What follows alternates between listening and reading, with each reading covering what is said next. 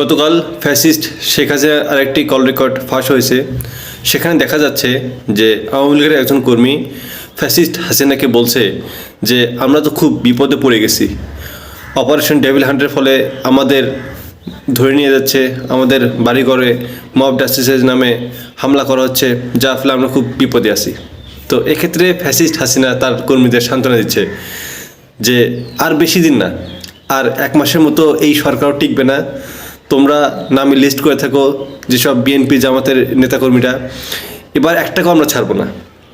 2009 সালে যখন ক্ষমতা এসেছিলাম তখন আমি অনেক ছাড় দিয়েছি, কিন্তু এবার তোমরা তালিকা করো, লিস্ট করো, এবার কাউকে ছাড় না, নাম ধরে ধরে প্রত্যেককেই আমরা এবার ধরবো। সো আপনি বুঝতে পারছেন যে একটা মানুষের মস্তিষ্কে কতটা বিকৃত হলে এই ধরনের কথাবার্তা বলতে পারে। এতগুলো গণহত্যা 2009-এর পর থেকে 2024 সাল পর্যন্ত শুধুমাত্র রাজনীতিতে ক্ষমতায় টিকে থাকার জন্য যতগুলো গণহত্যা চালিয়েছে, এরপরেও জুলাই গণঅভ্যুত্থানে যতগুলো মানুষকে, শিশুকে হত্যা করেছে, ন্যূনতম তো অনুশোচনা তো নেই। তারপরও বলে কিনা যে আমাদেরকে দেখে নেবে। সবচেয়ে বড় কথা যে এক মাসের মতো নাকি এই সরকার টিকবে না। এইভাবে গত 6 মাস ধরে নেতাকর্মীদের কতভাবে যে বোকা বানাচ্ছে, কতভাবে ধোকা দিচ্ছে যে তোমরা মাঠে থাকো, আমরা আসি, কী করা লাগবে আমরা করব, তোমরা সংগ্রাম চালিয়ে থাকো, এই সরকার বেশি দিন টিকবে না। 1 মাস টিকবে না, টিকবে না, টিকবে না বলতে বলতে 7 মাস হয়ে যাচ্ছে, সরকার তো ঠিকই আছে। উল্টো আওয়ামী লীগের নেতাকর্মীরা এখন বাড়িঘরে থাকতে পারতেছে না, তাদেরকে ধরে আনা হচ্ছে যারা এই জুলাই গণঅভ্যুত্থানে ছাত্র জনতার উপর আন্দোলন গুলি চালিয়েছে, যারা আওয়ামী লীগ করেছে। এইভাবে নেতাকর্মীদের ধোকা দিচ্ছে, ভাবা যায়? আর আপনারা যারা আওয়ামী লীগের নেতাকর্মীরা আছে, আপনাদের বিবেকবোধ নেই, আপনারা বোঝেন না। আপনারা এমন এক নেত্রীর আপনারা সেবাদাসী, আপনারা যাকে ফলো করেন, যাকে আপনার নেতা মানেন, 5 আগস্টে আপনাদের ফেলে চলে গেলো, একটা বারের জন্যেও আপনাদের উদ্দেশ্যে কিচ্ছু বললো না, আপনাদেরকে বললো না। আপনারা এদিকে মার খাচ্ছেন আপনারা, তারপর আপনাদের উদ্দেশ্যে কিছুই বললো না। যদিও ফ্যাসিস্ট হাসিনা 4 তারিখেই প্ল্যান করছে যে সে পালিয়ে যাবে, তার আত্মীয় স্বজন সবাইকেই সে চলে যেতে বলছে বিদেশে, এরপর সে 5 আগস্টে চলে গেছে। নেতাকর্মীদের কারো কোনো খবরটা নেই, অথচ এই নেতাকর্মীদের জন্যেই, এসব ত্যাগী নেতাকর্মীদের জন্যেই এই ফ্যাসিস্ট হাসিনা টিকেছিল। ভাবা যায়?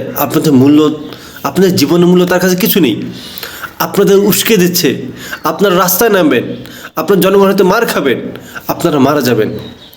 আর এগুলো সংবাদপত্রে যা শুধু দেখাবে যে ইউনুসগং আমাদের নেতাকর্মীদের মারছে। আপনাদের জীবনের মূল্য এতটুকু। আপনার পরিবার সর্বশান্ত হলে ফ্যাসিস্ট হাসিনা দেখবে? আপনার সন্তান ইয়েতিম হচ্ছে, আপনার স্ত্রী বিধবা হচ্ছে, কে দেখবে বলুন? আপনি বোঝেন না সত্যের পথ কোনটা? একটা সিঙ্গারা, 1 কাপ 7 আপের জন্যই আপনার জীবনটা এতটাই মূল্যহীন। আপনার বিবেকবোধ কাজ করে না যে আপনার উপর কত দায়িত্ব। সবচেয়ে বড় জিনিসটা কি, যে আপনি যে ধর্মেরই হোক না কেন, মানবতা বিরোধী কোনো কাজ তো ধর্ম সাপোর্ট করে না। আপনি কোথায় দেখাতে পারবেন, কোন ধর্মে দেখাতে পারবেন যে শুধুমাত্র রাজনীতির জন্য একটা মানুষকে খুন করবে, মানুষকে গুম করবে শুধুমাত্র ক্ষমতা টিকার জন্য? এটা কোন ধর্ম সাপোর্ট করে? মৃত্যু পাওয়াটা জীবন আছে, এটা সব ধর্মেই আছে। অথচ আমরা ধর্মের কথা তো শুনি না, অথচ মানুষের প্রতি একটা ভালোবাসা বা ন্যূনতম একটা শ্রদ্ধাবোধ, সেটাও আপনারা দেখান না। তাহলে মানুষ আপনাদের কেন ভালোবাসবে?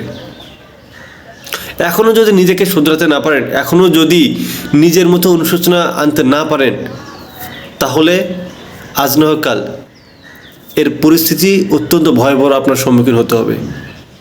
আপনি মনে করেন না যে এটার জন্য শুধু আপনিই ফেস করবেন, আপনার জীবনটাও হুমকির সম্মুখীন হবে, আপনার পুরো ফ্যামিলি এটার ফলভোগ করবে।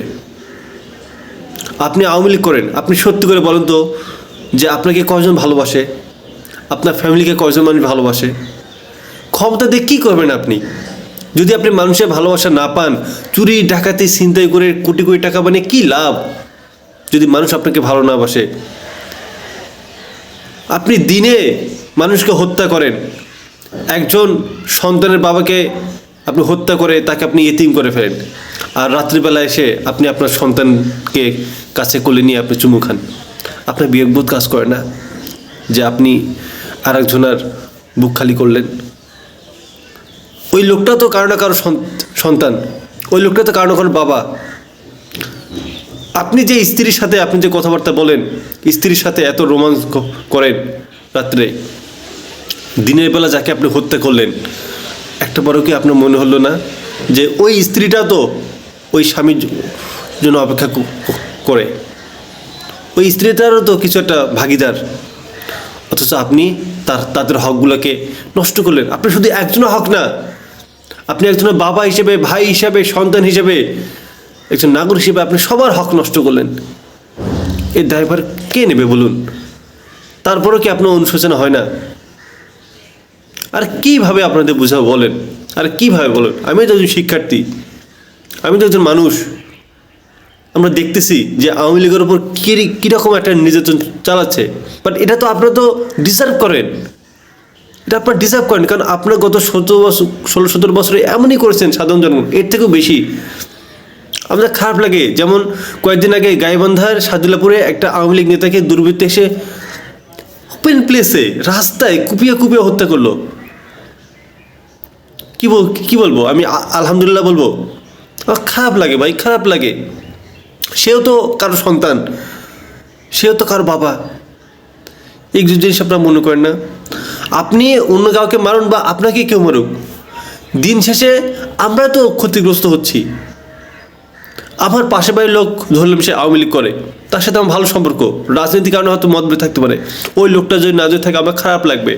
কারণ একটা সময় প্রত্যেকটা দিন তার সাথে দেখা হতো, তার সাথে কথাবার্তা হতো, হয়তো রাজনীতির কারণে তার সাথে আমার সম্পর্ক খারাপ হতে পারে বা সংঘর্ষ হতে পারে, কিন্তু সেও তো আমার আপনজন। তাহলে শুধুমাত্র একটা রাজনীতি কি আমাদের মধ্যে ভেদাভেদ তৈরি করলো? আমরা কি এই দেশ চেয়েছিলাম? আমরা তো চেয়েছি সবাই মিলে একসাথে থেকে দেশটাকে এগিয়ে নিয়ে যাব। একটা দেশের সার্বভৌমত্ব রক্ষার জন্য আমাকে সবাই এক হতে পারি না?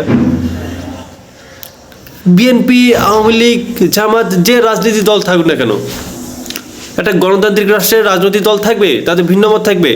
তাই বলে একটা মানুষ হয়ে মানুষকে খুন করা, এটা কোন ধরনের রাজনীতি? শুধু ক্ষমতা টিকে থাকার জন্য মানুষকে গুম করা, এটা কোন ধরনের রাজনীতি? কেউ একটা যৌক্তিক আন্দোলনে মাঠ নামলে তারপর হামলা চালানো, এটা কোন ধরনের রাজনীতি?